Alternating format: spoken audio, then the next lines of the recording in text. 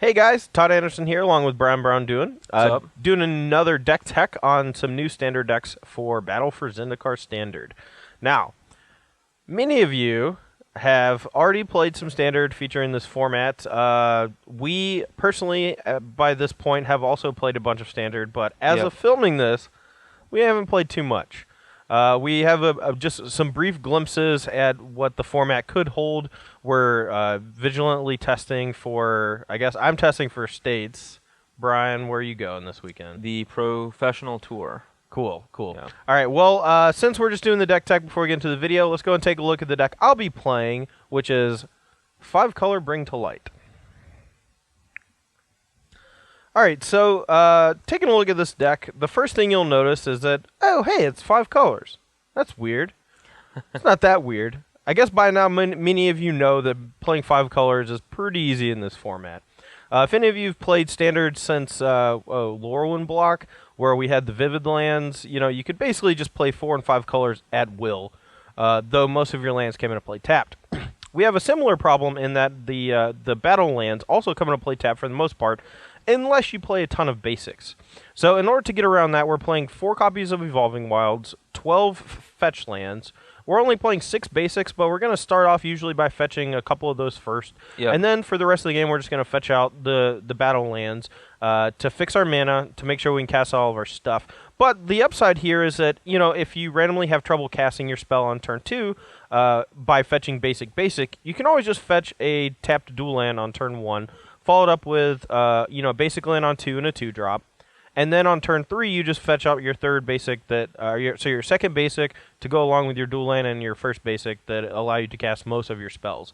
Now, this deck is stretching it a little bit. I'm not going to lie. We got double black on Crux of Fate and Languish. We have blue-red on Bring to Light. And we even got Abzan colors on Siege Rhino. Now, what's tying this whole thing together is the card Bring to Light, which honestly I think should be getting a lot more press than it is. Yeah. Maybe by this point it's already come out that it's like an insanely good card or something, maybe not. But to me, this card is incredibly underrated because it just does so much.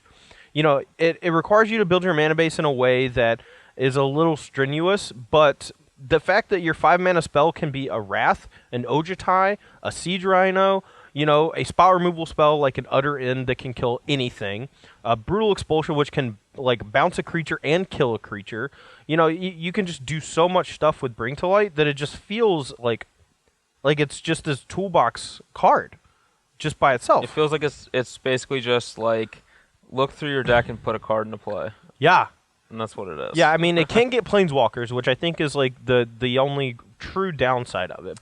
And it doesn't get things that so it doesn't play well with other Converge cards. It also doesn't play well with stuff like Den Protector. Yeah. Where you're just putting it in face up. But for the most part, yeah, it just lets you do whatever you want. Yeah, I mean, I'm not going to be tutoring up any Den Protectors, as Brian pointed out both pre-video and post-video. But yeah, it's going to be a sweet card, I think. And, if our opponent's low on life, we can just keep tutoring up Siege Rhinos to keep hammering their life total and also keeping ours high. If we have access to all 5 colors on turn 5, we can just go get an Ojutai while, while the defenses are down. We may not be able to attack with it just yet, but just think you can chain Bring to Light into Ojutai into Bring to Light Crux of Fate. Yeah. That's an insane combo, and it only requires you playing one copy of Ojutai, but I'm playing 2 just because the card is so good. Yeah. And if my opponent is able to deal with the first one, I want to be able to go get the second one. Tying the deck together, we have 4 copies of Jace Vern's Prodigy. Vern. You know what I mean, Vern? But we have a bunch of instants and sorceries to flash back with it. 2 copies of Treasure Cruise, 2 copies of Murderous Cut to help utilize the graveyard as fuel with our 16 fetchable lands. We have 4 copies of Abzan Charm, which may actually be pretty difficult to cast. I haven't figured out yet if we can really support that with our island and mountain. I was thinking about building a significantly different mana base that featured no mountain, no island, only 2 copies of Evolving Wilds, and then just playing some Sandstep Citadels. But the more of these come into play tapped tri-lands you play from Khan's block, the harder it is to get your lands that come into play tapped or untapped on time. Yeah, every Sandstep Citadel delays the turn you can play a Prairie Stream untapped. Yeah, it might ultimately end up being necessary. Honestly, I have no idea how to build mana bases at this point. They're just so erratic. I think you just want max fetches, like 16 fetches, like actual fetch lands, like not even Evolving Wild. Sure, Like, yeah, I mean, we could just be playing, like 2 Floodstrand, 2 Pluto Delta, and just not even bother with Evolving Wilds, but I didn't want all my lands to deal me damage, and we don't have any true 1-drops, so I figured, like, some number of Evolving Wilds is okay. I could be wrong, though. yeah, this deck does seem like it's a little weak to a mono red style strategy, so Yeah. having access to a little bit less damage from your lands is probably valid. Yeah, that's fair. Yeah, rounding out the deck, 1 copy of Nissa that we can tutor up on, like, turn 7 to flip it. A Sultai Charm to help kill, what's the stupid enchantment? Demonic Pack. So that card, yeah, I really hate it. A Kolaghan's Command because it can bring back a Siege Rhino.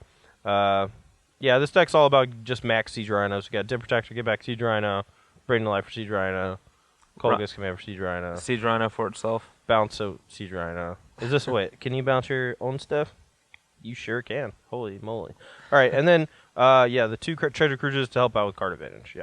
Anyway, guys, that's the main deck for the 5-color Bring to Light deck. Let's go and take a look at the sideboard. Alright, so sideboard a little wonky, not going to lie. Not sure what I'm needing to attack just yet. As Brian pointed out, I'm probably soft to really heavy aggressive strategies like Tarka Red, so it's possible I should just be playing like 4 Ration Clerics and maybe some more stuff on top of that to help out in that particular matchup. Play like Radiant Flames. Yeah, Radiant Flames sounds sweet. Any Converge card would probably be okay, just because of how easy it is to fetch out like 3 to 4 colors pretty quickly. Anyway, we got 3 copies of Self-Inflicted Wound to help out against things like Anafenza. It's good against Dragonlord Ojutai, which we actually might have a problem with. We can bring to like Crux of Fate if we don't have our own Ojutai in play, which is kind of cool, just to kill that, which also leaves our like Siege Rhinos and things alive. We have a 2nd copy of Languish that can come in against the aggressive decks. 3rd copy of Murderous Cut. 3 Tassiger and 4 Duress, which I think can come in against both mid-range strategies and control strategies. You know, basically after game 1, we're going to be able to cut some of our weird toolbox cards that don't do a whole lot.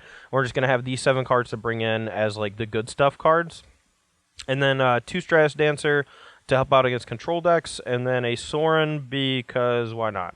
We can't get it off Bring to Light, but I think that's okay. It's a 1-of that has a pretty high impact, and honestly, the black and white symbols versus the white symbols on Gideon make it a lot easier to cast too, which I like. Yeah, you want to fetch 1 of every color of mana, not multiples of a certain color. Yep. Alright, well, alright guys, that's going to be it for the 5-color Bring to Light deck. Let's go ahead and get the Brian's deck tech, and then we'll get to the match.